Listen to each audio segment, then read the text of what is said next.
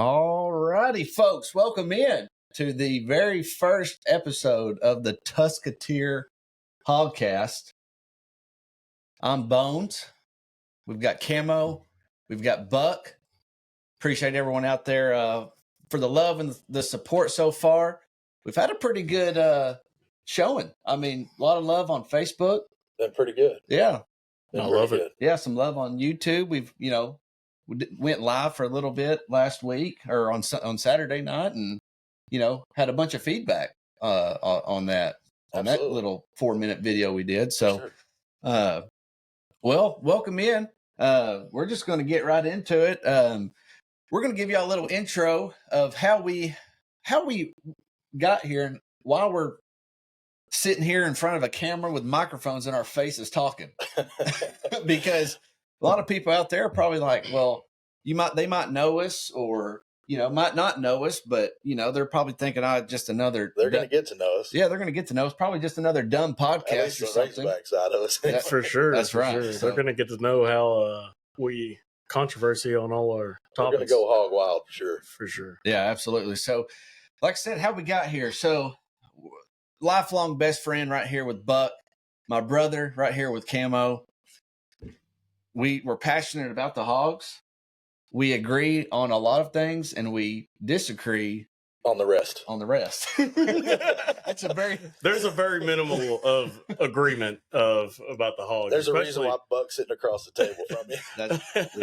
That's true. And y'all will see that as far as like the football and the basketball. There's a big difference. I'm very optimistic about basketball, and you'll see that there's. I think we're kind of on the same page as on the baseball side. I think we disagree the most, or the least, I should say, with baseball. I think football and basketball is a little bit more. It's a pretty good disagreement we've got.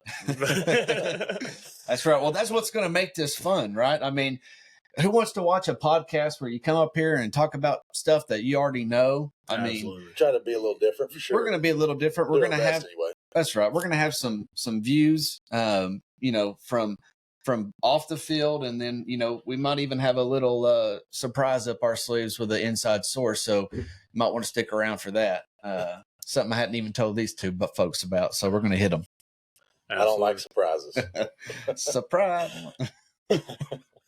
Well, let's just get into it. We've got an episode, an hour-long episode. We hope at least planned out here, and forgive us for messing up and stuttering, and there might be a cuss word or two that we say. We're not going to be as polished on the first episode, so give us some grace, but we're going to do our best and give a run at it for sure. For sure.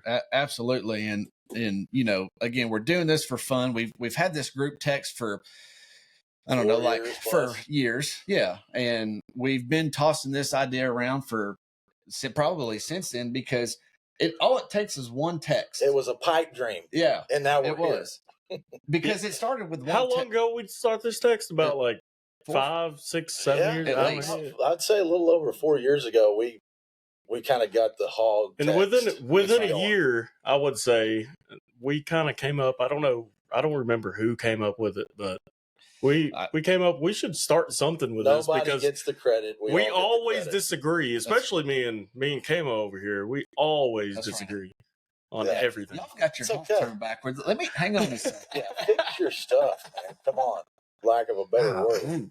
My bad, guys. I didn't know we was going with the hat turned backwards. My bad. I mean, we're trying to look cool. Trying to be consistent over here. Right. But yeah, no. So we disagree and agree, and but all throughout the year, whether it's football or basketball or baseball or water polo, underwater basket weaving, we're probably not going to always agree on every single topic, right? And isn't that the world today? We don't agree, but hey, we find a common ground. If we love the Hogs, we may have a different opinion. Absolutely. And we find ourselves in different positions, and we all have the same goal in mind, which is success. Just how to get there. We want the Hogs to win. Exactly. No matter what, all sports. Hands down, we want, no question about it, we want the Hogs to win. But how we get there is what we disagree on. Yeah, I mean, that's some of it. Yeah. And when to fire the coach and when to keep the coach. We'll get into all that. Right. What players to give the ball to more. And, it can get ridiculous sometimes. But Yeah. Well, all right. Well, I mean, enough about how we got here, and well, I wanted to say how we got here. Okay, let's go on the one story of watching the basketball game. Y'all remember? Remind us. There's a lot of stories. The basketball game at your old house, okay, where we all went running out. Where Devo hit the the game-winning shot in the Sweet 16. Yeah, took us to the Elite Eight. Yeah, that's right. Right. Well, Josh jumped off the front porch after we all went running out the door after he hit that shot. We're all excited, you know. We might have had a drink or two. High quality H2O. That's right. Yeah, I didn't even hear Josh broke his ankle. A week later, he texts us all, you know, I broke my ankle that day, you know, jumping over off that porch. And I was like, what? It was a gruesome picture for sure. That thing hurt. I've limped around for about 2 months, never went to the doctor. Yeah. I'm a little stubborn, but to say the least. Hey, that's how wild we get, though. I just wanted to say that. Yeah, no, you're right. And I will say this. You had your moment. Let me have my moment. We would not be here if it wasn't for Caleb. For sure, I'd say Bones. He is the catalyst of this podcast. He's done an amazing job. He's always impressed me as my brother, but just this little stint of just trying to get this all put together, mainly for us, and hopefully y'all get some joy out of it. But he's done a phenomenal job. So, well, professionalism. Good job, brother. I certainly appreciate it, and I mean, how can I be just one person up here? No one wants to watch one person. It takes a group. We're the color commentators. Yeah, that's right. You're the. That's right. You know, you got the reins in your hands. You know, just to piggyback off that, I couldn't have done this without. I got to give a couple shout outs. So to Braden, you know who you are out there, Braden and Jared and Cameron. Those three individuals all helped me get us going. And so with, you know, Cameron with all the equipment, you know, and Braden with, you know, just some different software ideas and this and that, because we grew up playing video games, but we were kind of in that in-between era where we grew up the most techie. Yeah. But we kind of, I get what you're saying for sure. Yeah. I mean, I'm 37, so I'm the pawpaw of the group. So I definitely doing this. You definitely got the gray. I just get ready to talk. I'm starting to get some. I bet I got more gray hair than both of y'all. Probably do. But yeah, so shout out to those guys.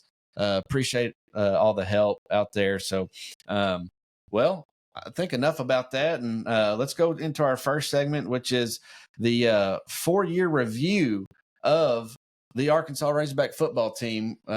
Obviously, first game's coming up, so let's just get into that. And Camo, let's start with you. I almost called you Buck. You want me to start? Yeah. Let's hear what you have. Well, I'll try to keep this short, sweet, but you know me, I'm a little detailed and informative.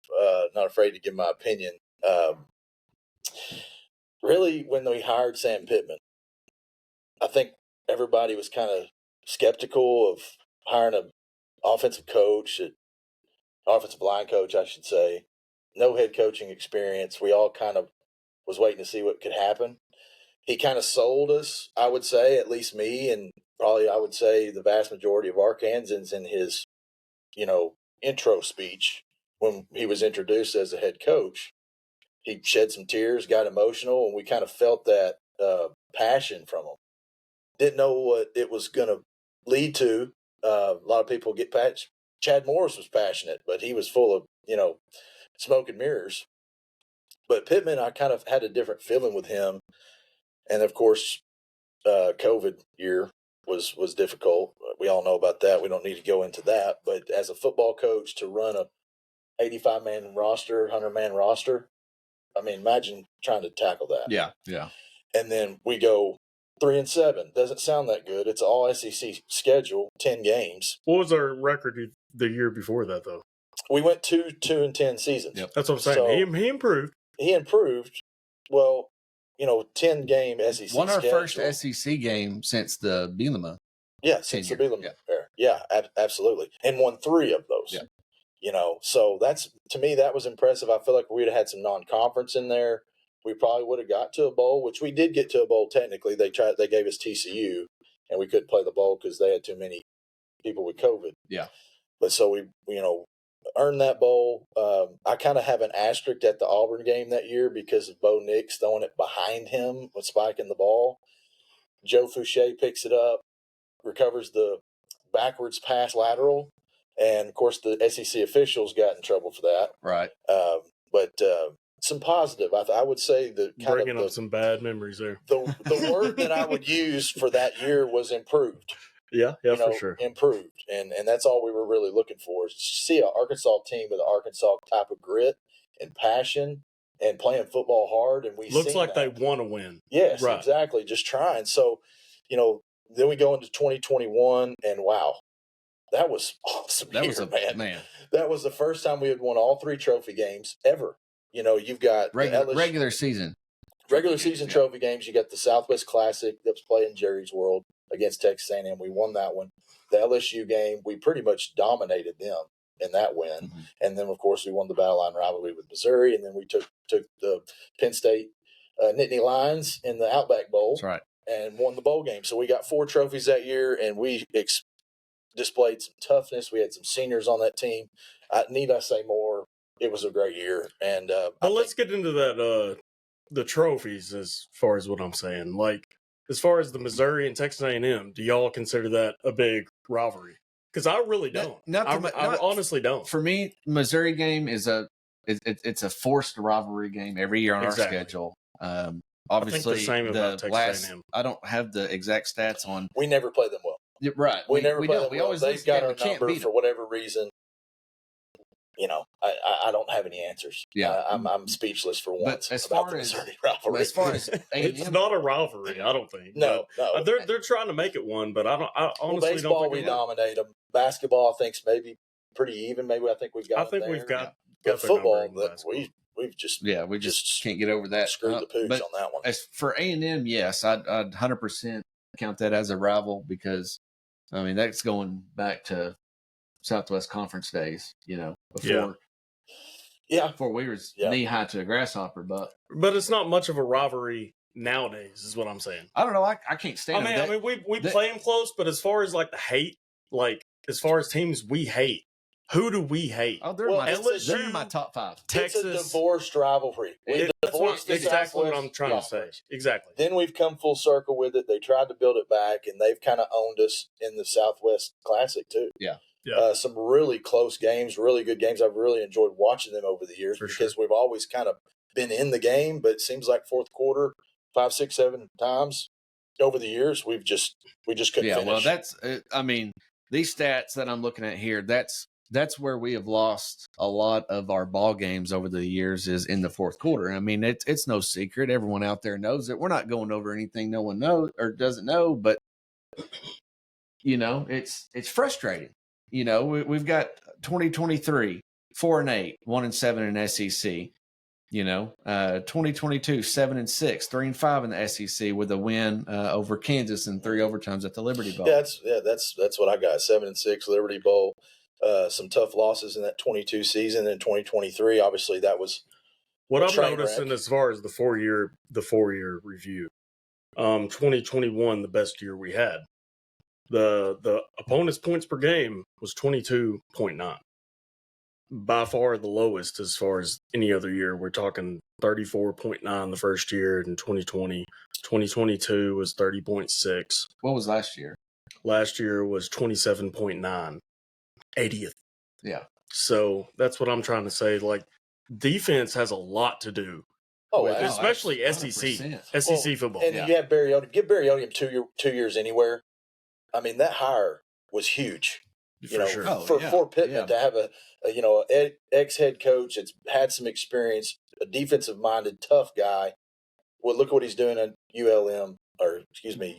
Yeah, I mean, that helped. That hire helped him not just on the field, but off the field. I mean, for me, I noticed the difference in Pittman's press conferences when, even last year, I mean, there was times where he'd be asked a question and he'd say, I don't know. I don't know the answer to that question. I'm not trying to dog on Sam Pittman. I love the guy. I mean, I think he's a good head coach, and as a first-time head coach at the University of Arkansas, he's learning on the job. He's learning on the job. He's building the plane in flight. That's what I like to say. And you're building the plane in the flight. But see the long-term success that we need. But that's what I'm saying.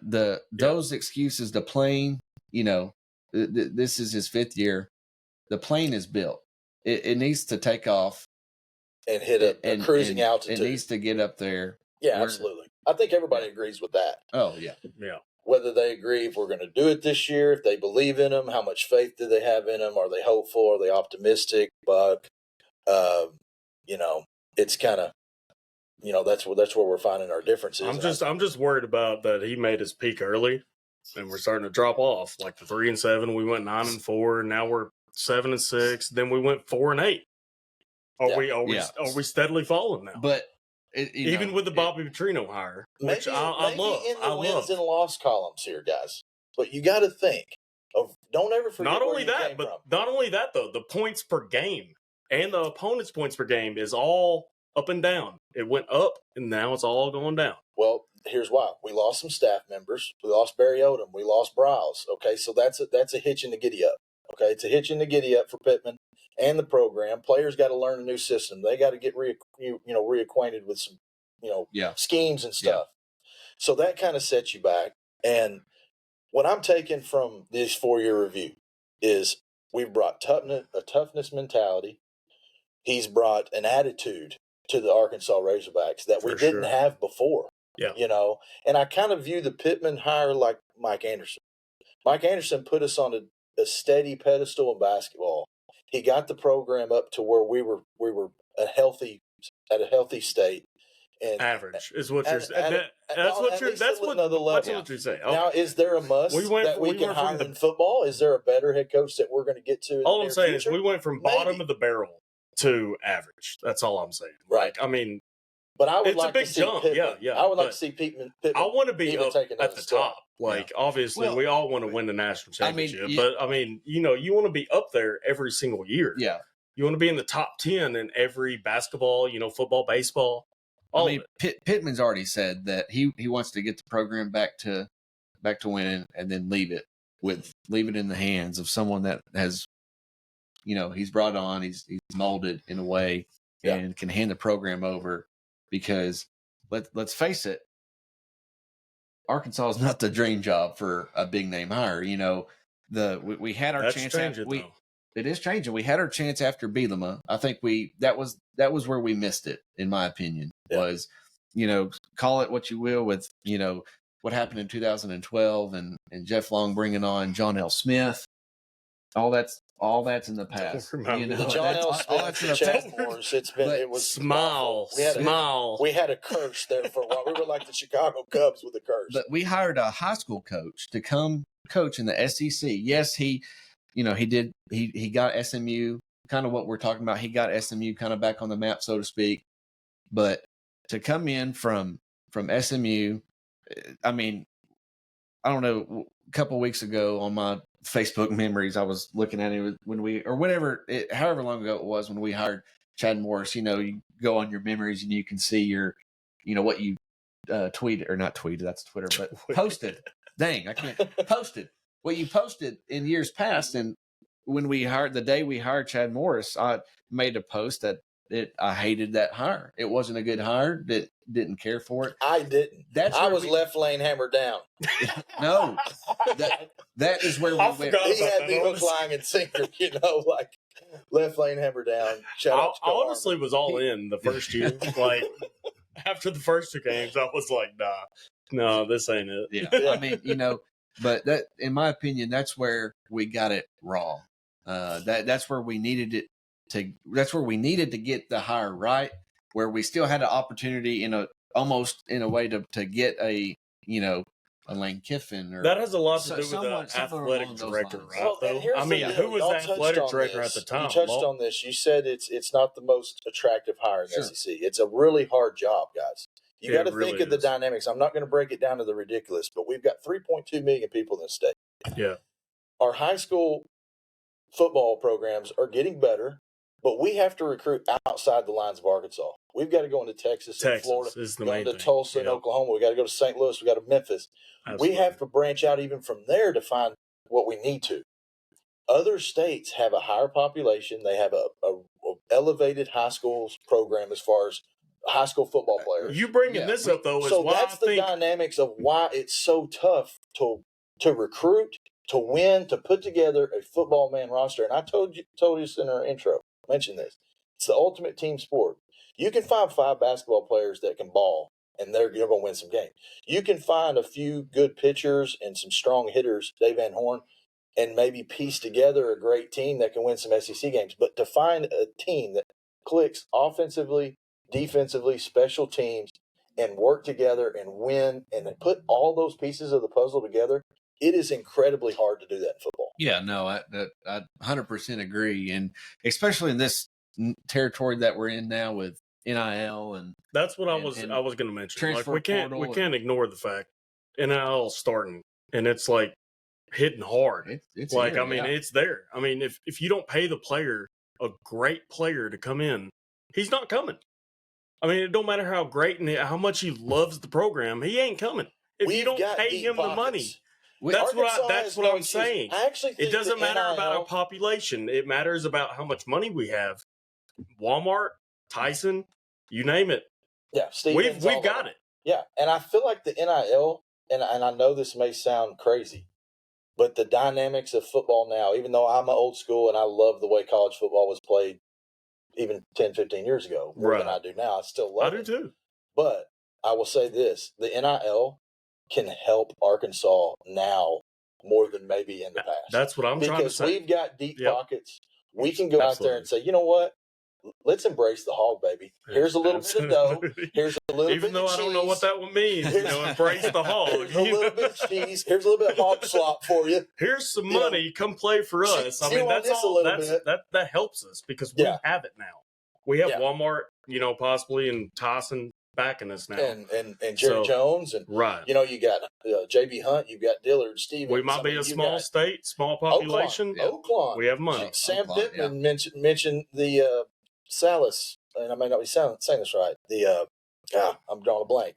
The owners of Oakland, and they made a hefty donation to the program. Yeah, they wrote a $500,000 check. Yeah, that's big. Well, let me circle back to the we got on some limbs and some branches. That's the point of this. We always argue. Our drum text is about the same kind of stuff. That's why we wanted to do this. But let me throw out some stats over the last 4 years.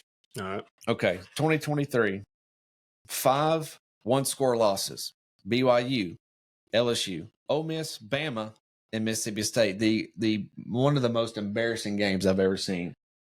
That 3-7 loss against me and my son were there. Yeah, it was rough to watch. So 5 one-loss seasons last year. 2022, 4 one-loss. And now I'm saying, one score losses. A touchdown or a field goal. Yeah, exactly. So 2022, 4 one-score losses: A&M, Liberty, LSU, Missouri.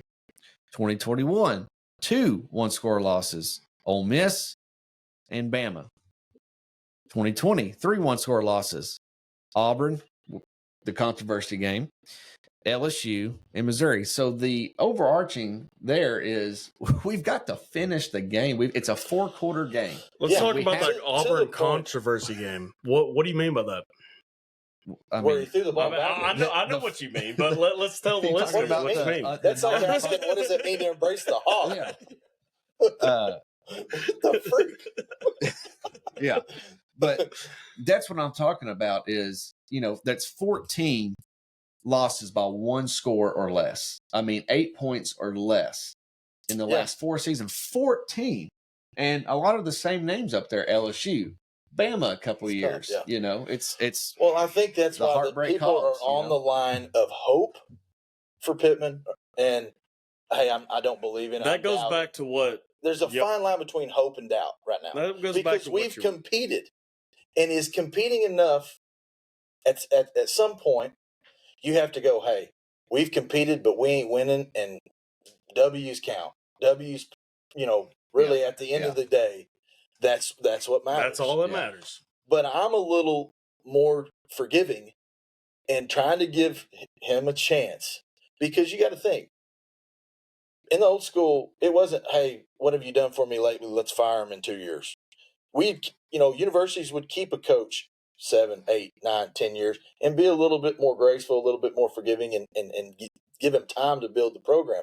Now society and now football and everything else is, what have you done for me lately? That goes back to the NIL thing. I mean, it's all changing. NIL, you got to pay players to come here. Without payment, great players aren't going to come to Arkansas. Mm-hmm. Yeah. So that has to do with every college. Yeah. And so that brings me to what I wanted to bring up earlier about NIL, but I didn't bring it up because I wanted to kind of bleed it in a little bit longer. Is you can't tell me that, like last year, there was a disconnect between the quarterback and the offensive line. You've got a quarterback that's flashing, a new car on his all of his social medias and got the chains going. I heard that was a big he's showing up part in and I don't mind that. I don't mind looking good, but you got to play good. You got to play good, but look like you play. Everyone's been saying that as an excuse of why we didn't play good, is because he was getting paid so much. Everyone else wasn't, and they were, looking at him like that. When you're losing, the spotlight gets on you. Yeah, and you're the leader. You've been there for forever. He's getting paid. You got the C on your shoulder. He's getting paid almost as much as the coach. You got the captain on your shoulder, and that comes with some responsibility, and it comes with absolutely, for fingers pointing at you. But where I was going with this is, you've got a quarterback that's flashy and all this and that. Then you got an offensive line that, is he getting a steak dinner? Maybe, So if you're an offensive lineman and maybe he did buy them all golf carts, right? I heard that. But if you're, I seen that. KJ? Yeah, I didn't bought them all golf carts. Buy all the offensive lineman golf carts. Oh, that'll make me block for one game. Yeah.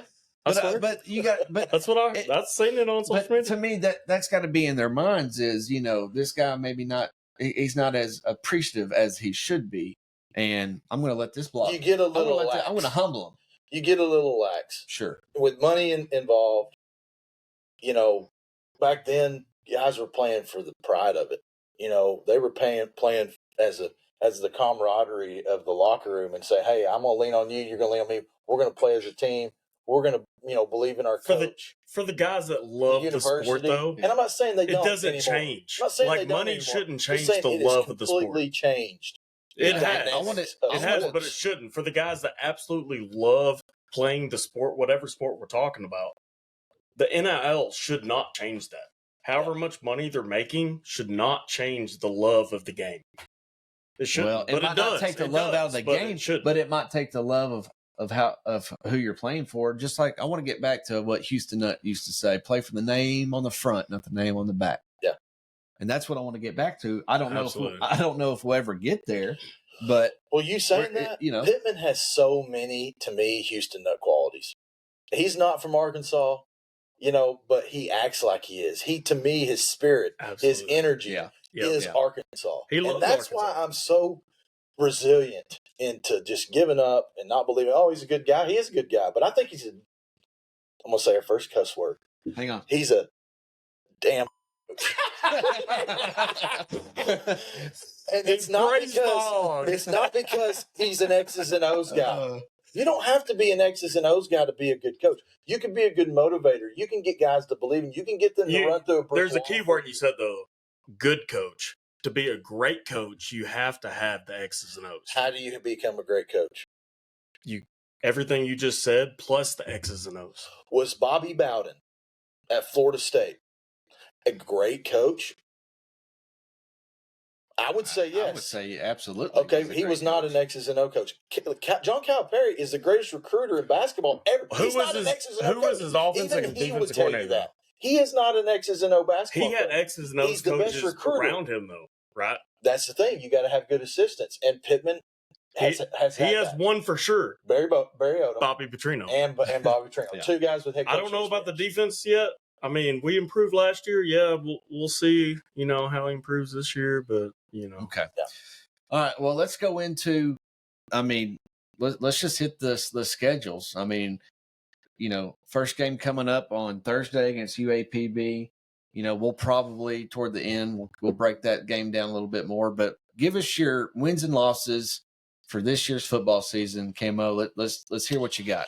I've got some scores written down because I put them on papers to see if how close I get. Of course, it's subject to change. Hopefully, we stay healthy, and there's always some things that happen through the year that would change my opinion. But going into the year, and I'm being as realistic as possible, I'm letting my brain say these predictions instead of my heart. Coach Harmon will think otherwise. Yeah, well, I'm sure he will. Shout out, Coach. I'm sure he will. So I've got a win Thursday night. Pretty hefty win. I think we get off to a good start. We stretch the field for the first quarter and kind of give us a little glimmer of what we can expect, and then we'll start kind of filtering in probably second and third team guys. And hopefully we're up 21-0 in the first quarter. But if that's not the case, and I still think we'll come out ahead.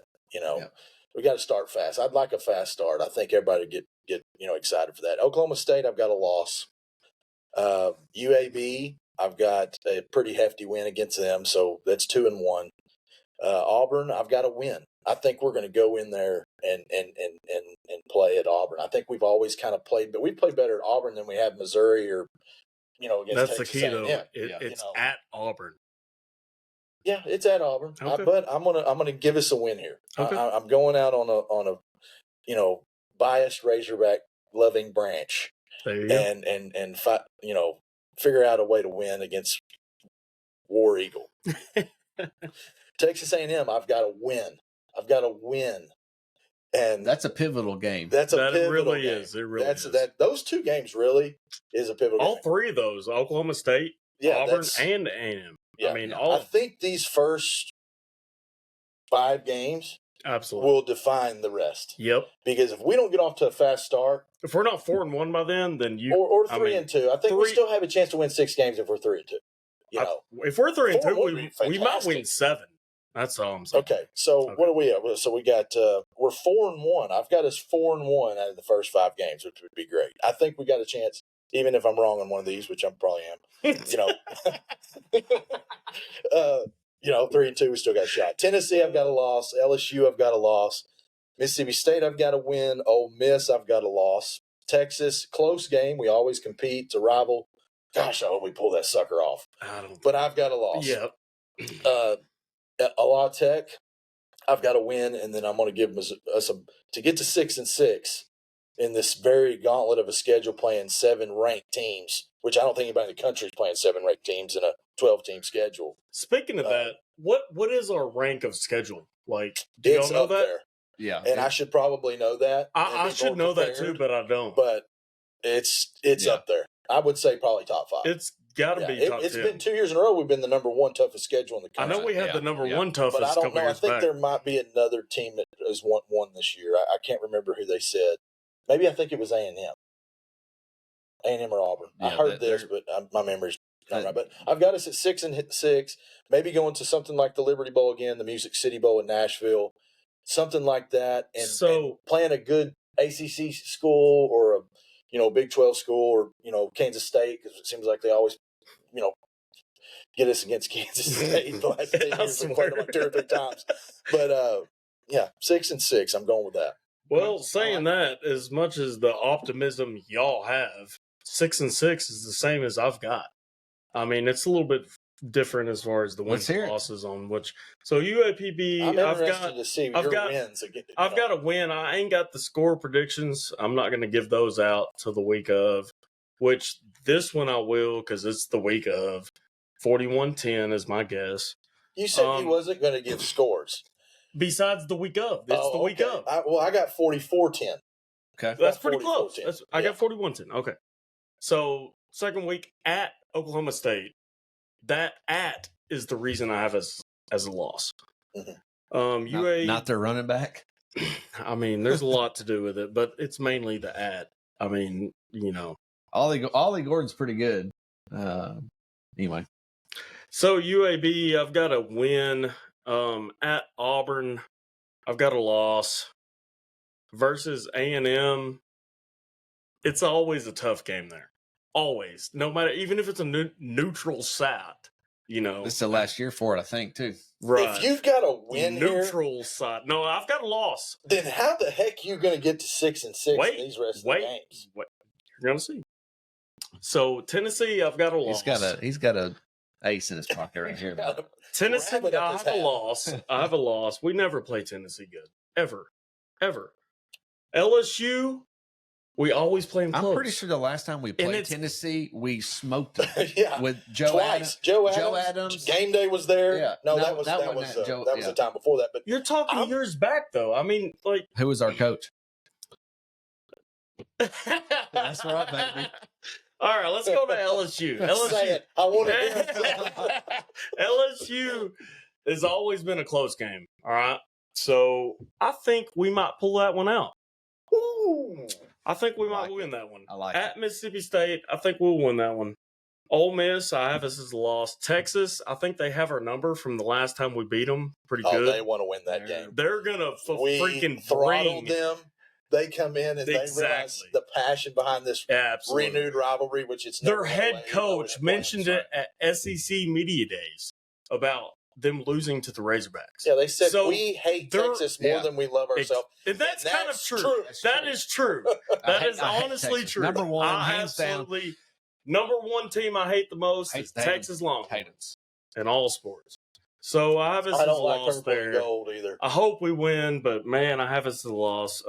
Louisiana Tech, I've got a win at Missouri. I think we might pull that one out as a win. Well, I hope you're right on. It'd be cool to have the wins that you've got, and the wins I've got, and then the wins you've got. So, well, let me break mine down for you because I might be a little bit more optimistic than the both of you. So I've got, of course, a W at UA versus UAPB this week. I've got 48-10. We all got 10. But I do got to give a shout out. No, I'll do that later. So I've got a win. What do you mean? Hang on. There's a kid from Conway on UAPB. I want to mention his name after a while, just to shout out. We got to give UAPB a little bit of love. Absolutely. A little bit of love. Yeah. So 4 of our D1 schools, I'm sorry to cut you off. Go ahead. 4 of our D1 schools are playing this week. 2 are playing against each other Thursday. 2 are playing against each other Saturday. And that's phenomenal. And our HBCU that we're playing against, we need to show them some love. Really. Yeah, I mean, they can root on the Razorbacks when they're not playing the Razorbacks. I mean, no reason why they can't. Anyway, so I've got a win this week. I'm optimistic about heading into Oklahoma State. I think we're going to be riding in on the high from this week. We're going to be, and we're already prepping for them, by the way. You defer from us. We're not going to. We both have losses. We're not going to show. We're not going to show this week, Thursday. We're not going to give a whole lot of our offensive film, for Oklahoma State to prepare. I hope not. Now, if we have a close game, if it's a close game, it might be a little bit different. Right. But obviously, none of us think it's going to be a close game. So I hope therefore, not. I don't think there's going to be a whole lot of film to go off of. We might be running some plays that we might not normally run, where they're going to be studying for it and trying to. I think the key there, and this is just me going out on a limb, and I'm going to say this just in case I'm right. I can say I told you so. Our D front against that Oklahoma State team. If those Landon Jackson, Davier, and Gregory, and all these guys, if they can get pressure, it's a game. Yeah, we're going to have to. From what I've heard from the coaches, the D front is one of our strong points on not only the defense but the whole team. Yeah, I'm excited to see that. I hope we get after him. Yeah, I heard Landon Jackson ruined a bunch of practices. It's hard to block him. It really is. Really 6'7". I mean, I would not want to block him. I wouldn't want to be lined up on the other side. I wouldn't stand behind you. I'm glad he's a Razorback. Yeah, he was a top. All right, so let me get back to it. So I've got us a win at Oklahoma State. I got us a win at versus UAB. Then we head into Auburn, where I'm going to give us our first loss of the season. I don't think we pull that one out. Again, I can't say I don't blame you there. We'll go into more detail the week of. I got us a win versus A&M. It's a pivotal game. We've let the loss beat us in the next 2 or 3 games the last few years where we have lost that game. I think it'll be a close game. It's always close. I think it'll be close. But I'm going to give us the win on the outcome on that one. I hope so. Tennessee, I think we're going to lose that one. I've got us dropping that one. I know it's at home, but I got us dropping that game. Then I've got us dropping against LSU. I've got us winning against Mississippi State. I've got us winning against Ole Miss in a surprising outcome of that game. That one's always going to be fun to watch. I think we beat Ole Miss. It's at home. I'm hoping we're going to have a crowd there because the rest of our season has gone decent. So up until that point,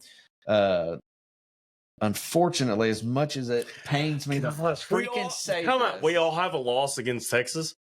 as much as it pains You me have a to, loss to against say Texas? this, I think we dropped I've got a Texas. 35-33 loss against Texas. I think we I ain't dropped saying Texas. the score yet. I'm not either because I've got a loss. I've got a loss. Okay, Dang. but horns down. I've got us a win versus Hey, La that's Tech. illegal now. Remember? I don't give a crap. What are they going to do?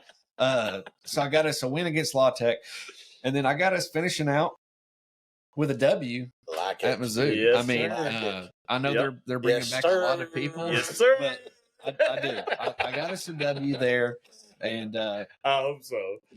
That fake I hope your predictions is spot. Call me optimistic. I tend For to look once, at things that way. You're more optimistic than me. Yeah. Tom, Yeah. So what's your final record? Huh? What's your final record? So 1, 2, 3, 4, 5, You 6, didn't 7, have 8. a number. 8. No, I should You have have had a 8 number. I'm 6 and 6. Listen, I've spent a lot. I'm 6 and time 6. You're over 6 here. Let me clear this off here. You should probably mention that we're really blurry right now. Okay, sorry But that we're going to upload this so it's clear. Sorry that we're blurry. In case you want to circle back. We'll have a upload where you can hear. You can find us. How do you know that? On YouTube? I just got a text from my son said, you're really blurry right now. Well, yes, we know we're having some technical difficulties. Watch it later or listen to it later because I'm going to get us. We're going to get on Spotify. We're going to be on Apple Podcasts. Of course, Facebook. We're going to be on YouTube. The link will be on Facebook to watch it and listen to it. But we can't go live on Facebook until October something. Facebook silly rules. Yeah. All kinds of hoops you got to jump through. All right, now something a little bit different that we're going to do. Uh-oh. Okay, little segment that actually I think Buck, you named this. I'm going to do every episode. I'm going to do 5 random sports questions. Y'all don't look at my screen either. I can't read it. Don't look at because I've got the answers. It's really small font. I've got the answers on here. So we're gonna do a little segment. It's called Woo Pig Kiwis. Okay, It's great. It's Buck named it. So great. we're gonna do Woo Pig Kiwis. It's 5 random questions. I've got 2 NFL questions, 2 MLB questions, and 1 NHL Are we going to question. keep up with the record of the right Wait, what'd you say? Talk about NHL? I've got 1 NHL. I don't know nothing about hockey. Yeah, what are you talking about? So we'll do Yes, Grady. let's I get know to it. we're blurry. Let's Quit get texting me. yes. Golly. We know we're blurry. We're sorry. Man. We'll figure it out. But when we uploaded the quality, the sound quality will be just fine. The video quality will be just fine. We even got an internet booster to boost the internet. That's right. So I don't know what we're going to have to do. We're going to figure it out. I promise. I'm going to hit this little intro into our first episode of Woo Pig Kiwis. So sorry if this is blurry, Grady. Sorry. All right. Little game trivia background music going. Where's here. the Jeopardy done? All right. So, first question. Listen. Don't look at my screen. All right. Cheating, I know it is. I gotta find a better way. I gotta find a better way to do this. All right. First question. Who is the NFL's all-time leading receiver? Randy Moss, Jerry Rice, Terrell Owens, or Isaac Bruce? Jerry Rice. Jerry Rice. Okay. 1 for 1. Yeah, for sure, Jerry Rice. All right. Who is the only player in MLB history to hit a walk-off inside the park grand slam? Is it Ken Griffey Jr., Ozzie Smith, Roberto Clemente, or Shohei Ohtani? What was the second one? So I'll go through the answers again. Ken Griffey Jr., Ozzie Smith, Roberto Clemente, or Shohei Ohtani? I'm going to say Roberto Clemente. I'm going to say the last one. I'll say whatever. Shohei Ohtani? How does this guy not know who Shohei? So you would be correct. It is Roberto Clemente. Hey, right. Shout out to Pittsburgh. That was a fun trip. That was a fun trip. Roberto Clemente's got all right. All sorts of stuff. Here's our first NHL question. Which NHL team went the longest before winning the Stanley Cup? Is it Boston Bruins, the St. Louis Blues, the Colorado Avalanche, or the Anaheim Ducks? St. Louis Blues. I'm just saying that because I want to say Gosh, the Avalanche. I'll say the Avalanche. All right. Buck was right. The St. Louis Blues. 52, I should know that. 52 years from I'm a Blues fan. 1967 to 2019 when they won it. I just heard St. Louis. I was like, yeah, that has to be it. Yeah, because he's a St. Louis fan. Yeah. He's always going to throw the right answer of St. Louis. That's right. All right. Fourth question. So I think you are tied. The same as you. You are tied at 2-2. So along with the players, who else receives NFL Super Bowl rings? Is it the refs, sideline crew, the stadium staff, or the camera crew? I'm going to say the stadium staff. Say the question again. Sorry. Repeat it. Along with the players, who else receives NFL Super Bowl rings? Say the answers again. So the choices are the officiating crew, the sideline crew, the stadium staff, or the camera crew. Stadium staff. I said stadium staff, and I've seen your answer, so I'm not going to say. Okay, it's actually it makes more sense. You're both wrong. It's actually the refs. The refs actually get Super Bowl rings. However, the winning team. Yes. However, they're not as large and they're not as flashy as like what their players receive. Huh. So, but yeah, I didn't even could know see that where you would have like both teams on the ring to like for the refs. You wouldn't have. Yeah. You know, that's kind of surprising. Also. Yeah, that is pretty. All right, this one is going to throw y'all for a doozy, and if y'all get this one right, I'm actually going to try to. I don't want y'all to know this answer. Don't look at my screen real quick. I haven't been looking this. All right. This is going to be fun. If y'all get this right, it's going to be cool. All right. Let's go. Who is the only player? All right. Who is the only player in MLB history to play for both teams in a single game? Is it Danny Jansen, Mark McGwire, Hank Aaron, or Jesse Chavez? Mark McGwire. That's both teams in a single game. Who is the only player in MLB history to play for both teams in a single game? Okay, let's do it real quick. The four answers. Danny Jansen, Mark McGwire, Hank Aaron, or Jesse Chavez? Both teams. I'm going to say A. I'm going to say A. It's not. I don't think it's any one of those three. Both teams. Back end three. Both teams as far as what? What do you mean? You got traded during the game. So he started the game with one team and finished the game with another. So you're going Danny Jansen. I'm going to go with A. It can't be Mark. What's your answers again? Danny Jansen, Mark McGwire, Hank Aaron, or Jesse Chavez? Jesse Chavez. You would think it's Jesse Chavez because he is the most traded player in MLB history. He played less than 15 seasons and traded 10 different times. But it's not right. It's Danny Jansen, and it actually happened 2 days ago.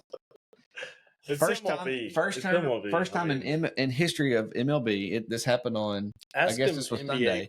So he played for the Blue Jays. He had an 0-1 count when a rain delay came. This was on June 26th. On June 27th, he was traded to the Red Sox. They picked the game back up. So it wasn't the same day. It was separate days. It was the same game. Same game. Well, that even makes it even more weird. Exactly. What was the question again? In a game. Well, who is the only MLB player in history to play for both teams in the game? Okay. So he got traded on the 27th. The game resumed on August 26th. He came back in to finish his at bat, and then Alex Cora for the Red Sox manager put him in the game. He knew, and he even mentioned that it would more than likely never happen again. That's pretty cool. He wanted to. Anyway, so is that the last question? That was the last question. Okay. So I think you got. So I'm 3. You got. But time out. Let's say that 2 of those 5 was MLB, right? Yes, yeah. Okay, I had two MLBs, two NFL. I'm not an MLB fan. You know what they say about excuses, though? You know what they say about excuses? Yeah, kind of like what you give Sam Pittman in his coaching career. Are you going to do the questionnaire every episode? But we also have the same. We need to let him guess. You can. We also have the same prediction as far as the record goes this year. But you don't think he should be fired if he goes 6-6. So y'all both. You think he should be fired? Keep him. Keep him if he goes 6-6 and wins a ball. That's where we disagree. That's where we disagree. So what threshold? 7 is the mark. So one game. Say we lose one game by 3 points. You're going to let 3 points decide whether we need to fire Pittman or not. Absolutely. That's asinine to me. But, unless that one game is like absolutely the ref's complete fault.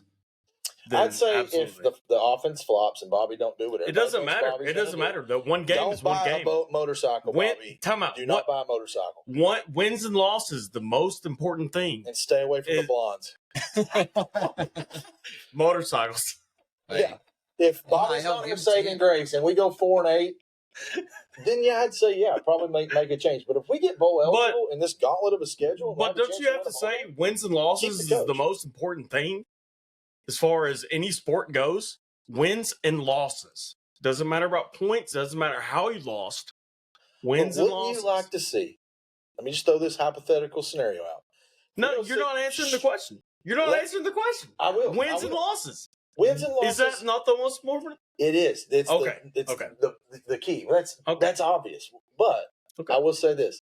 We go 6-6, say we win our bowl game, and wouldn't you like to see a year 2 of Bobby and Sam? I would like to see year 2 as Bobby as the head coach. Well, if next year Bobby's head coach, we ain't even played a game and he's already crowning Bobby. If we go 6-6 and the offense is the reason we go 6-6. Yeah. So what if we go 10-2? What if we go 10-2 this year? 10-2. Now you're going to get down off your Bobby Petrino high horse and get back on the Sam Pittman horse? I'm going to be on both horses. Yeah, that's hard. That's a hard trip. Bro. No, it's not. Are you going to be like where they ride 2 horses? Well, I'm just saying, if the only reason on the motorcycle, all I'm saying is the only reson we go 6-6. Sam, there's only one room on a motorcycle with Sam. If we go 6, come on. Put Bobby in the sidecar. If we go 6-6 with the offense scoring a lot of points per game and winning us those 6 games, but our defense is crap. And our whole team is crap. We're getting a lot of penalties. Then, fire Pittman. That's all I'm saying. I say we go bowl eligible. If we go 5 games or less, it may be time for a change. I'll 6-6 to that. I will concede to that. Okay. Has there ever been is there another team that y'all can think of that has put so much of their hope and trust and everything else, all their eggs in one basket on a coordinator rather than the head coach? Is there another team out there that I can probably name a couple big hires. I mean, when Lane Kiffin went to Alabama, that was a big hire. Saban gave him a chance. Bust. And they were probably hopeful. Alabama was like, man, we've got 2 great head coaches on the same darn team, Bust. And then probably another one is when Malzahn, even though he's not as I would say glamorous and sexy of a hire as Kiffin was, but Malzahn when he went with Chizik, and then of course they got Cam Newton. Yeah, that was a big deal. I can't really remember anything in like way past about a coordinator that was huge, but my memory ain't what it used to be. But recently in the last 15, 20 years, for head coaches like Pittman, coordinators is a must. But it's safe to say, right, that we're as a fan base, every one of us is putting all of our trust in Bobby Petrino. Don't put me in that box. I like Bobby. I didn't like Bobby. Time out. Let me say this: if we didn't have Bobby Petrino, say we had somebody else, name another one. It doesn't matter. Would we win 6 games? Would we? If he was the head coach? No, if he was offense coordinator. Say we didn't have him at all. He's saying if we have another offense, that's too far. No, it's not. I don't know. Because who you plugging and playing there in his stead? Lane Kiffin. Oh, yeah, we win 6 games. You think so? Oh, absolutely. That dude's a whiz. He's a whiz. Yeah, I think so. Yeah, I'm on that side too. Yeah, yeah. He wins 6 games. There's a handful of guys that I think could take most programs and really do well offensively. They're going to throw things at defensive coordinators they're just not expecting. Yeah, they have a way of just figuring it out, putting their guys. Now you still got to execute. You got to have the players. That's why it's important to have good coaching and good talent, and it's a mesh of the two. Bobby Petrino is not just a cure-all, be-all type coach to me. He's a little bit older. Has he calmed down? Is his dynamics on the sideline going to be MF this to his players? Yeah, it is. Apparently, if I had a 17-year-old kid, 18-year-old kid when he was at Arkansas, I would have been reluctant for him to commit to Arkansas, even though I love Arkansas, because I didn't really like the way he coached.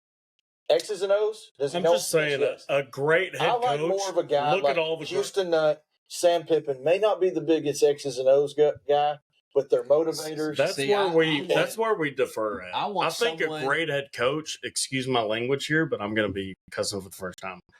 But they've got to be an asshole. They've got to be. They've got to be a hard asshole. I want someone to come in there. They've got to be. I want someone to flip tables. Exactly. And I want someone to chew some ass. I mean, you miss a block. If they miss one little assignment, that's what I want. Their damn ass. That's what I like. That's what I'm talking about. I like the intensity. But we can't do that these days. No, we can't. Because they're going to hit the transfer portal. Yeah. Well, screw them. I think football's different. Football's different. You want a rah-rah guy. It's a little bit different. We're talking football here. Yeah. You're thinking with your mind, and you're saying we need a guy with brains, X's and O's. Me, football is a physical, passionate, let's go get them type of thing. And I think you can take high 3-star, low 4-star guys. And if they're in one accord and they're fighting their ass off for their coach and their university, you can win a game against 5-star. They have to have it inside of them, though. Exactly. But the coach needs to bring it out of them sometimes. But that's what I'm the trying state to say. doesn't produce. Bobby Petrino does. I think Pittman's probably better than Bobby Petrino. I think so too. But the state of Arkansas doesn't produce maybe 8 D1 athletes in a year that can commit. I think my mic's going. I don't know why. We're fixing to lose a mic, folks. Well, if it falls, catch it. I'll try to. That will be all right. But so we're an hour in, and we haven't gotten through the full episode. We're an hour in. Yeah, well, we'll speed it up. Yeah, let's speed up. So I want to.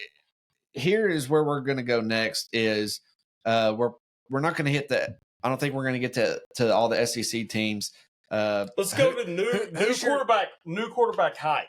Like, what do y'all think about that? Well, Taylor I really Green, want to know. I think he's got a cannon. If you watch the UNLV bowl game last year when he beat them with Boise State, and he ran the football, he distributed the ball to different guys. He was dynamic in that game. Absolutely. And when I found out we were getting him, that was the first video I watched.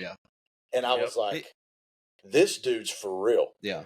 I thought the same thing. And Bobby Petrino handpicked this dude. He handpicked him out of high school. Yes, handpicked, recruited. He wanted it. He was at Missouri State, and he had another chance to get him. Yeah, had another chance to get him. So I'm not missing out on this guy twice. Just think of the quarterback he would be if Bobby has had him the whole time, and then brought him. He'd probably be an NFL. I mean, but the way you hear Bobby talking about him in the interviews, which I've watched, is very highly of him. How he is so accurate. He's faster than he looks. He's 6'6", 6'7", as they say. Yeah, and he's 6'6", 230. The only thing is he's inconsistent. Here's the two keys. He's got to protect the football. Yeah. He cannot throw picks. He's got to distribute it in a safe manner. And he's a thinner guy. He's not as muscular and as built. He can't be running and taking hits and being silly. He's got to protect himself and get down and know that, hey, live to play another down. Yeah. And those two things are going to be key for him. So, 20. This is the last year. This is his stats: 13 games, 12 starts. He was 121 for 212 passing. That's 57% for 1,753 yards with 11 TDs. He had 436 rushing yards with 9 TDs on 78 carries. All right, was obviously the what? You got a phone call? Open up the lines for phone calls. That's what I was saying. Open up the lines for. Open up the lines for If you, I was like, what the? Yeah, I mean, it's past time. Let me make sure my Bluetooth. Yeah, turn your Bluetooth on. Yeah, that's what I was saying. If you want to call in, you can. The number is 501 287-7515. Say it again. 501-287-7515. All right, let's see if we can get our first caller on. But that'd be great. I think the overarching on if you call in, give your prediction, and then guess the passing yards. Guess the passing yards for the Razorbacks. I've got a little surprise for the winner. Whoever gets the closest. Yeah, there you go. So while we're waiting on that, I mean, I think the overarching on Taylor Green is we're comfortable. We like him. I think we're in a good spot with him. As him behind the center. I like it. I just hope he doesn't, take too many risks. There's so because many. I've heard he throws a lot of picks. I like a little risk. I like a little risk, but you got to have accuracy in those risks. And you got to protect the football. If you throw the risk and throw it 2 feet too short, then it's picked. Yeah, don't give the other team, advantages exactly. over in little. If you throw a risk, make sure it's a risk you can throw where it's only the offense player can get it. Yeah. Well, and I think there's so much with this team, and it's kind of like our basketball team. There's so many unknowns. All this is speculation, and we can say this and say that, and I hope we're mostly right. But let's get into that just for a second. What do y'all think about the Coach Calipari hire? I think it's a home run hire, right? Okay. What do y'all think we're going to make? Final prediction, just as not the record, but as far as what we're going to make in the tournament. If we make the tournament, we're making with our talent. Okay, we're at least sweet. You got to get on the dance floor. Sweet 16. Got to get on the dance floor, and then if you start doing the cha cha, and the. What's the other one that they play at the club? They play Hey Jude. So you say Sweet 16. I say at least Sweet 16. At least, okay. What do you say? I think with this team, I would say Sweet 16 or bust. Yeah, I would say. If we get past the Sweet 16, we've kind of overachieved. Yeah. If we don't make the Sweet 16, I would say it's a fail. Yeah. If this was maybe year 2 or 3, then I'm saying national champions. Exactly. I'm going to. I'm thinking that already, but I'm saying at least. It's kind of bold. I mean, I don't want to get overhyped here. Champs I'm waiting until we play our first game. Okay. So I just checked our YouTube live chat, and we've got Wes out there. I think this is Wes. Anyway, he's wanting our thoughts on Deion Sanders and Colorado this season. What? I haven't looked at.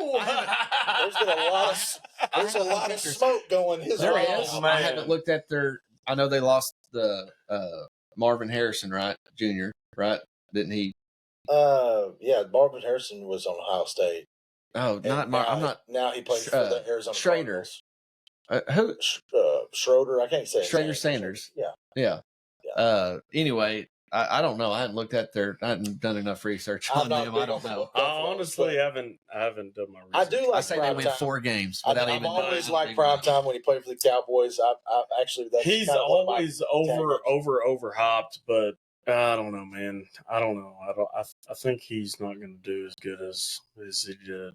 I think the thought of Primetime is more attractive than the actual reality of Primetime. I hope he does well. I'm not wishing the guy and he always will, but I just don't think Buffalo, the Colorado Buffaloes, have what it takes, recruiting wise, talent wise, program wise, to really make a lot of noise. I just don't. Right. I think if he would have went, maybe we had the chance to hire him. I'm glad we didn't. Yeah, you're honestly you're glad we didn't. Nothing against Primetime. I'm glad we did. Honestly, if we hired him, then we would be better than we are today. He better hire some really good assistants. That's true. Really that's true. He's not an X's and O's guy, but he's a raw, get ready type of guy. Raw, let's go. Yeah, type of guy. All right, so he's about to go about himself too. All right, that's true too. Let's get into week 1. Let's get into week 1. Let's give our overall outlook of what we want to see from, on the field, off the field. I mean, for me, I want to see the collaboration between Petrino and Pittman. I obviously want to see Taylor Green. I mean, obviously we want to see it all, but not too much. Three short things. Yeah. 3 short answers. I want to see us flying to the football on defense like we did when Barry Odom was here. Yeah. We kind of lost that. We got away from that. I want to see us flying to the football, 3 or 4 guys being there on the ball and helping each other up and just feeling that spirit, that hog spirit that we've seen in the past with the Matt Jones teams and Houston Nutt, Bobby Petrino era, and now the Pittman era. We need to do that.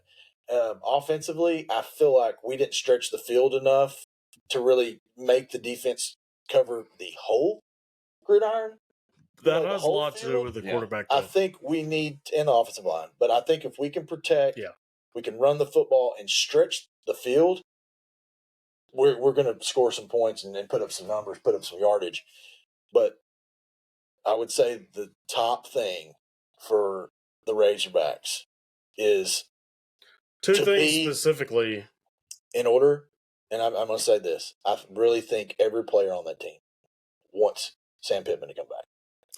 I honestly, I want him to come and back. I think the fans is everywhere. I love like they always are. Razorback Nation's everywhere. But if you ask those guys in that locker room, I think they'd say, I love Sam Pittman, and I've got his back. He's got our back. I'm loyal to him, and I'll play. I'll play my ass off. He's a player's coach for sure. And there's none of them. I hope none of them are going into this year saying, "Well, if we don't go bowl eligible, Sam's gone." I hope they're going. We're gonna be bowl eligible. We're gonna win 6 or more games for Sam to keep his butt here, so he can be the coach next year. I really hope so, but I'm afraid not. 6 games is right on the edge of, in my opinion, of whether you should fire him or not. 6 games is right there. I don't know. 5 games, in my opinion, you get the boot. Yeah, and not the golden boot. Would y'all agree or not?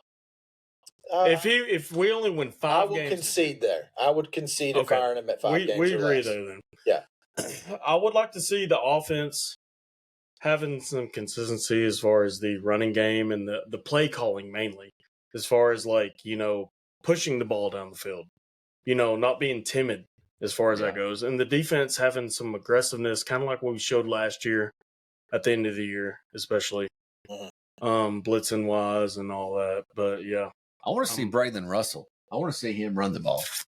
I think he's going to get the start. I've heard a lot of good things about him. I think he's going to get the start over Dominion. I know on the depth chart it says Russell, Jaquin and Jackson.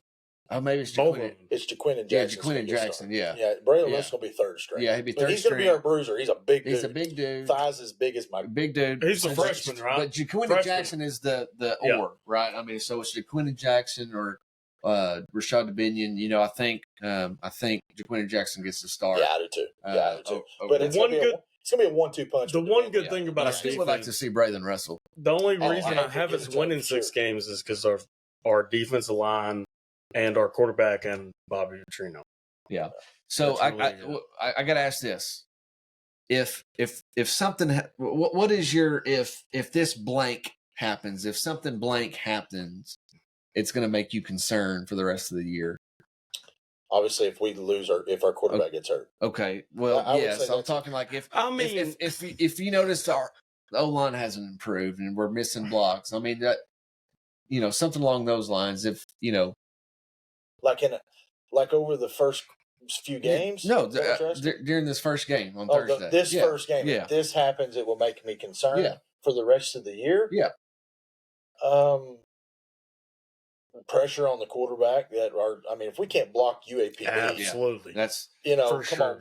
That's probably if we allow more than 3 touchdowns or more, then I'm very, very concerned. I kind of give a little bit more grace because you can always hit that big play a couple times, and the score doesn't reflect really how dominant we were on defense. Yeah, but the big play it happens every game though. It happens every game though. Which did y'all hear what their receiver? I think his name's Giovanni Gibson said about our defensive backs. And did y'all hear what he said a couple days ago? From UAPB? No. Yeah, from UAPB. Said trash? Yeah, said that we're slow and that we can't cover him or the receivers that much. Man, so you don't say that. That's pretty pretty bold. We might be slow, but our defensive ends and defensive tackles might get to the quarterback before they can. get open. Yeah. So you were going to call somebody out. So that I was going to say. Yeah. So this is like I said, we can't dog UAPB all that, but so shout out to the Conway native, and I might not say his name right, but it's Tuskateers Whitehead, number 60 on the O line. I think he's second string for UAPB. But I like to. That'd be cool to see him out there. Cat. He was a Wampus cat. Really? He was a Wampus cat. On the roster, though, it says he's from Bryant. He is not from Bryant. He did not play for Bryant. He played for NIL deal in the high school. Yeah, Bryant paid for him to come. Probably. No, he played for Conway. He was a Wampus cat. That is confirmed earlier today. So shout out to Mr. Whitehead, number 60 on the O line again for UAPB. So maybe we'll get to see him. Well, I'll be there. Be cool. Yeah, you're going front row and center. So you're I'll going. Where you sitting at? Section 23, row 8, somewhere around there. So all right. Yeah. You're gonna be hot, drinking a lot of water. They'll probably be out of water by then. Don't drink beer. Oh, drink water. No, I'm going. I want to be there. I want to be there. I wish.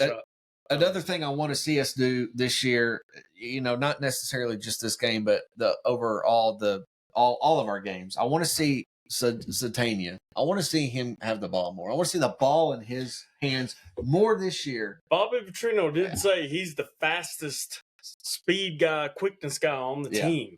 So I mean, if you get the ball in his hands on the bubble screen or he's whatever, going to be returning our kicks for sure. He's back. You're going to see this offense, guys. Yeah. And I'm hoping so. The way he's going to maneuver the tight ends, the motions, the play action, the RPOs, he puts a hodgepodge of an offense. Different things that work with every little different schemes of different offenses. Even he's incorporating the power I in there. Yeah. Which some of y'all may not know offense very well, but me being an old football player, I know Greenbrier Panther. Greenbrier Panther. I love you got offense. Gray hair. Shut up. But I pay attention to that. Probably more. I know offense more than defense. And so I'm pay attention to that, and I love the way Bobby incorporates that stuff. So he's going to throw some things at some D coordinators. It's going to score some points. I think so. I love his hire. I think so too. And another thing that I won't say this is concerning or anything, but on the depth chart, you had Hudson Clark or TJ Metcalf. Is he related to the Metcalf? He is a cousin to DK Metcalf. Really? TJ has to hit that table. The more my mic's going to fall. My bad. I think TJ. Hudson's been there for. Hudson Clark is 40, playing. Or at least it seems like he's been there for years. Yeah. Gosh. But the talent wise, said he's been here longer than I have. Metcalf is related somehow. How? He's a cousin to DK. He's a cousin. Yeah. First cousin? Second cousin? I don't know. Gets burned. First cousin twice removed. Is that the same last name, dude? I don't know. If Hudson Clark gets burned, let me just tell you, you see this gray? You talking about the gray about a minute ago? He's got it. He's the reason for a few of them. He's the reason for a few of them. His highlight was 3 interceptions back in 2020 against Ole Miss. He needs to do that again. I'm not saying he's I'm not saying he's bad. I'm not saying he's bad. I'm not dogging. Well, he's also no comment. My son plays this college football game, and he's the 3rd highest ranked player on the team as far as overall. No numbers. comment. I hope they're right. I want him to succeed. I don't know. No comment. And white D-backs are kind of a unicorn. So, I'm just he's not, he's not the fastest guy in the world. Yeah. He probably needs to play special teams.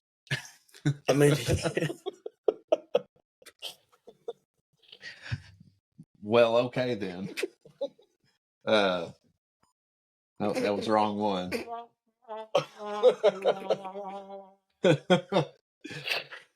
No one's called in yet, so that's fine. That's all right. Well, Wes, call in. Yeah, Wes, if you're still out there, call. No, that's pretty much covered everything that we need to. Yeah. Y'all have any closing remarks or? Well, Go Hogs. Yeah, go Hogs. Obviously, I'm looking forward to the year. I think so 6-6, 8-4, 8-4, 6-6. Yeah, I think it'll be a good high-end 6-6. So I really do. Like, it's a tough schedule. There's a bad 6-6 where you just scrape by. So as much as the podcast to come, from here, we're both agreeing on 6-6. Yeah, but we're going to have a lot of disagreements. Between here and there, it's going to be a fun. It's going to be a fun ride. Right. We've got some things planned. We agree on the same record, right? Oh yeah. Okay. Same record. Okay. Different games, different wins. All right. But we're right there. Caleb. That's all I got to say. Actually, he's the most optimistic. That's right. Yeah, absolutely. All right. All right. Well, hey, go Hogs, woo pig. Embrace the hog, all the slogans, all the one-liners. Hopefully we're talking about a good win. Hopefully we're talking about a good win next Tuesday. Yeah, and Oklahoma State is going to be coming, next Saturday, the 7th, September 7th. We'll break that down maybe a little bit more. We're going to get better at this. We'll get more polished. We'll get a better flow. We might watch that game together. We're going to do some podcasts, game time, right? Oh, yeah. Yeah. That's in the works. We plan on doing some live broadcast from the living room or something where we're watching. We've got a lot of ideas, the TV, yeah, and I hope some of them come to fruition. We've talked to messaged some old Razorbacks. Maybe we can get them on the phone and talk to them, ask them about the Hogs, how they're doing. Yeah, not sure what week it'll be, but we're really trying to give you some things that would bring some excitement and a little bit of change to the podcast. Yeah, for sure. So looking forward to it. Looking forward to Thursday. It's a weird day to have a college football game on, but that's what it is. And first SEC game, right? Yes, Missouri also plays on Thursday. I don't know who they play, but I know they play on Thursday. Yeah. Nationally televised game, ESPNU, 6:30. 6:30, UAPB, Arkansas. And I'll be interested to see that Arkansas State UCA game. It's not televised, but I feel like that's going to be a good game. Oh, yeah. It's going to be close. Yeah, it'd be all right. Yeah. I hope so. All right. Well, appreciate everybody out there that stuck with us, and make sure to like, subscribe, and all that fun stuff. We're going to be on YouTube. We're going to be posting to Facebook. We're going to be on Spotify and Apple Podcasts. So make sure to go subscribe to us all on those platforms. Don't be too harsh on us, guys. We did our best, but like I said, we're not professionals. We're looking forward to it. Hope you're looking forward to a good Razorback football season. Absolutely. That's right. All right. Well, go Hogs, woo pig. Woo pig. Appreciate it.